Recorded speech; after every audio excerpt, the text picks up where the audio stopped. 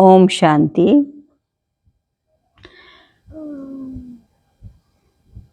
आज के डेट है 30/1/2026। आज का सारे मीठे बच्चे, सारे कल्प का ये है पुरुषोत्तम कल्याणकारी संगम युग। इसमें तुम बच्चे याद के स्क्रीन से सतो प्रधान बनते हो।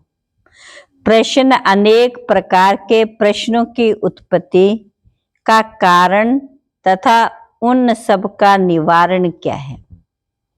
तो बाबा ने उत्तर में बताया, अनेक प्रकार के प्रश्नों की संपत्ति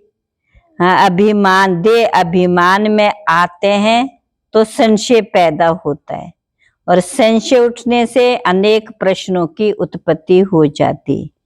तो बाप कहते, मैंने तुम बच्चों को जो धंधा दिया है, पति से पावन बनो और बनाओ।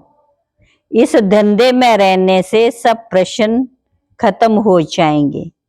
गीत तुम्हें पाके हमने जहां पा लिया, जमीन तो जमीन आसमान भी पा लिया। ओम शांति। मीठे मीठे रूहानी बच्चों ने गीत सुना। ये किसने कहा? मीठे मीठे रूहानी बच्चे। जरूर रूहानी बाप ही कह सकते। मीठे मीठे रूहानी बच्चे अभी सन्मुख बैठे हैं और बाप बहुत प्यार से समझा रहे हैं। अब तुम जानते, सिवाय रूहानी बाप के सर्व को सुख शांति देने का, वह सर्व को इस दुख से लिबरेट करने वाला दुनिया भर में और कोई मनुष्य हो नहीं सकते। दुख में बाप को याद करते रहते।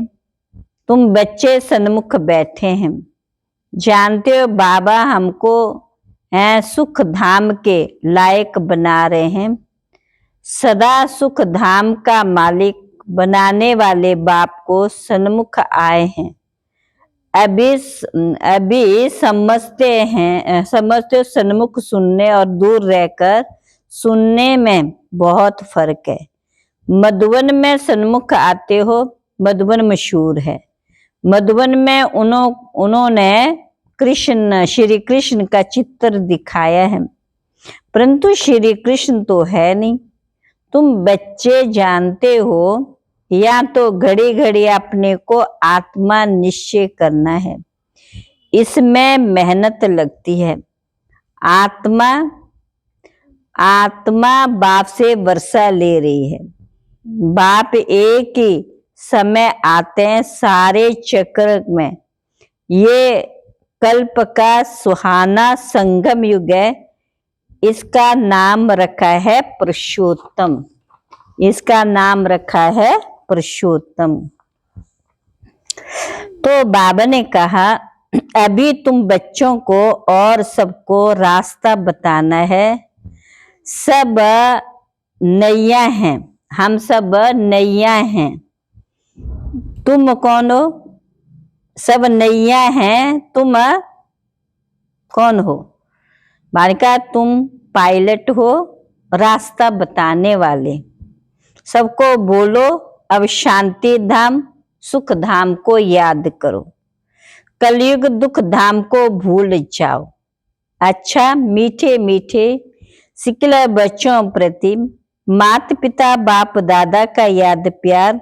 Good morning. रूहानी बाप की रूहानी बच्चों को नमस्ते। हम रूहानी बच्चों की रूहानी बाप दादा को नमस्ते नमस्ते नमस्ते। धारणा के लिए मुख्य सार, पहली पॉइंट है, जब तक जीना है ज्ञान अमृत पीते रहना है। अपनी झोली ज्ञान रत्नों से भरनी, संशय में आकर कोई प्रश्न नहीं उठाने। दूसरी पॉइंट है, योग अग्नि से आत्मा रूपी सीता को पावन बनाना है। किसी बात के विस्तार में जास्ती ना जाकर देह अभिमानी बनने की मेहनत करनी है। शांति धाम सुख धाम को याद करना है।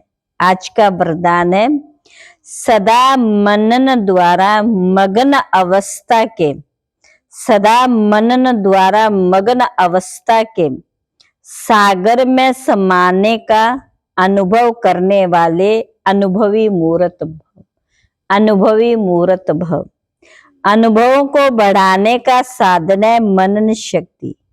मनन वाला स्वतः मगन रहता है। मगन अवस्था में योग लगाना नहीं पड़ता, मगन अवस्था में योग लगाना नहीं पड़ता, लेकिन निरंतर लगा रहता है, मेहनत नहीं करनी पड़ती। मगन अर्थात मोहब्बत के सागर में समाया हुआ, ऐसा समाया हुआ हो जो कोई अलग कर नहीं सकता। तो मेहनत से छूटो, सागर के तले हो, सागर के बच्चे हो तो अनुभवों के तालाब में नहीं नहाओ, लेकिन सागर में समा जाओ, तब कहेंगे अनुभवी मूर्त, तब कहेंगे अनुभवी मूर्त। स्लोगन, ज्ञान स्वरूप आत्मा वह है जिसका हर संकल्प हर सेकंड समर्थ हो। अव्यक्त इशारे, यदि कोई भी स्वभाव संस्कार व्यक्ति अथवा वैभव का संबंध बंधन अपनी तरफ आकर्षित करता है तो बाप के याद की आकर्षण सदैव नहीं रह सकती। कर्मातीत बनना माना सर्व कर्म बंधनों से मुक्त, न्यारे बन प्रकृति द्वारा निमित्त मात्र कर्म कराना। ये न्यारे बनने का पुरुषार्थ बार बार करते रहो।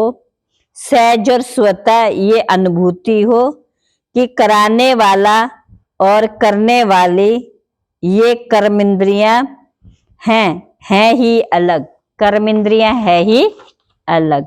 अच्छा, ओम शांति।